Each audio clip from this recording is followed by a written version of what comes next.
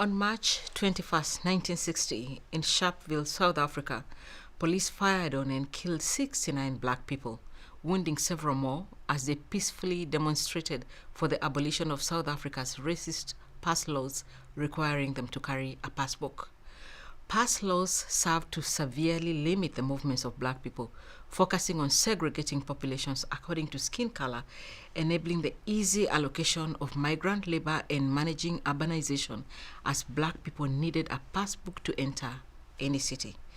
The pass laws kept families apart and violations common as people violated the laws to find work meant threats, arrests, and harassment. The pass laws were a hated symbol of what the apartheid system meant in practice. Following the shooting, a state of emergency was declared in South Africa with thousands of people detained. March 21st, the International Day for the Elimination of Racial Discrimination, references the Sharpeville massacre, commemorating the lives of those who died fighting a system, apartheid, built on racial discrimination. On December 10, 1996, the president of a now independent South Africa, Nelson Mandela, symbolically signed into law the country's new constitution in Sharpeville at the site where the people were killed. 10th December is symbolic too, as the day when in 1948, 75 years ago, the United Nations adopted the Universal Declaration of Human Rights, a declaration that affirmed the equal enjoyment for all of all human rights without distinction of any kind, including race and color.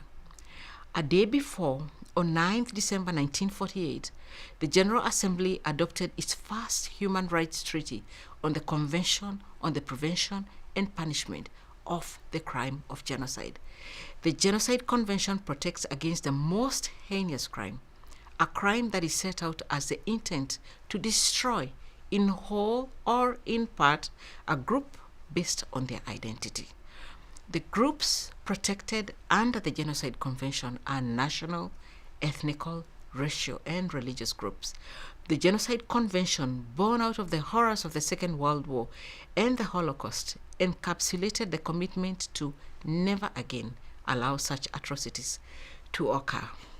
Unfortunately, we know that this promise, never again, of the convention has far too often not been fulfilled. There are reasons why it has not been fulfilled. The theme of this year's international commemoration of the Universal Declaration of Human Rights, UDHR, is the urgency of combating racism and racial discrimination. Recognizes the fact of racism being core to the non-realization of never again. Despite the fact of there being no scientific basis for race and racism to be part of social reality, race as a mode of social categorization and racism as a form of discrimination, violence, and oppression nonetheless persists. Genocide is not a random or spontaneous event. It constitutes the end point of a process which develops over time, with several risk factors and early warning signs present. The process leading to genocide starts with the discrimination, exclusion, dehumanization, and hate against groups based on identity. Racism powered the Nazi ideology and policies designating people into inferior and superior races, fueling discrimination, hate speech, and stigma against the Jewish community.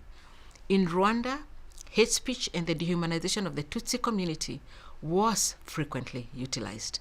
In Bosnia-Herzegovina, years of leaders and the media portraying neighbors in categories of us and them led to incitement of and justification of the violence that led to the Srebrenica genocide.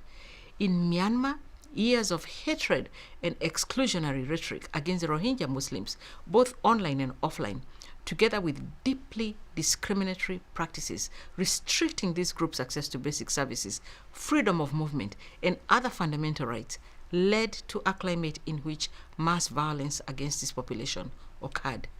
In Iraq, the targeting of the Yazidi by Daesh was preceded by a long history of exclusion and marginalization of this community. Combating racial discrimination and discrimination on other grounds, such as religion and ethnicity, is therefore part and parcel of genocide prevention. Unless we do so, never again will remain an unfulfilled inspiration. We therefore know that while non-discrimination and equality, a core basis of ending racism, have been as a fundamental human right for 75 years, the reality has been much more uneven. Despite progress made, racism continues to affect the human rights and daily lives of millions. Racism is also rooted in legacies of slavery, colonialism, segregation, and apartheid, and passed down to new generations through our failure to fully understand and address these legacies and their lasting impacts. We have nevertheless made several strides. In 2019, the Secretary General Antonio Guterres launched the United Nations Strategy and Plan of Action on Hate Speech. It sets out the United Nations commitment to counter and address hate speech in line with international human rights standards. It emphasizes the importance of tackling not only the impact of hate speech, but also its root causes. My office is a focal point for this strategy, which is being implemented across the entire UN system, in particular at country level through the work of UN country teams and peace missions. There is an alarming rise in online hate targeting people based on identity. Hate speech, often witnessed both offline and online, especially contributes to the dehumanization that leads to genocides. Hate speech enables an environment in which racism, genocide, and related atrocity crimes are possible. Racism often intersects with misogyny, with devastating impacts on the individuals and communities affected. Racial injustices are linked to the commission of the crime of genocide, and they affect us all, globally, directly, and indirectly. This year, my office is also co-chairing with the Office of the High Commissioner for Human Rights, the UN Network on Racial Discrimination and the Protection of Minorities. The network provides a forum for the UN to strengthen its work on tackling racial discrimination and promoting the protection of minorities, to make it a priority across the UN system. So today, on 21st March, as we mark the International Day for the Elimination of Racial Discrimination, we pledge to pay deeper attention to how racism manifests and reinvents itself, what its effects continue to be, and especially on its victims. We know racial discrimination is systemic and that newer shifts are engendering new forms of racism. Racial discrimination is an ugly problem that needs to be addressed with urgency in the forms that it manifests itself. We shall say never again only when we work towards ensuring the enabling structures of racial discrimination, and when we all know that although we are different, we must all be treated the same. In doing so, we shall honor the commitment of never again and honor the people of Sharpeville, killed on March 21st, 1960, peacefully protesting racial pass laws, part of the institutional racist system of apartheid built upon racial discrimination. Thank you.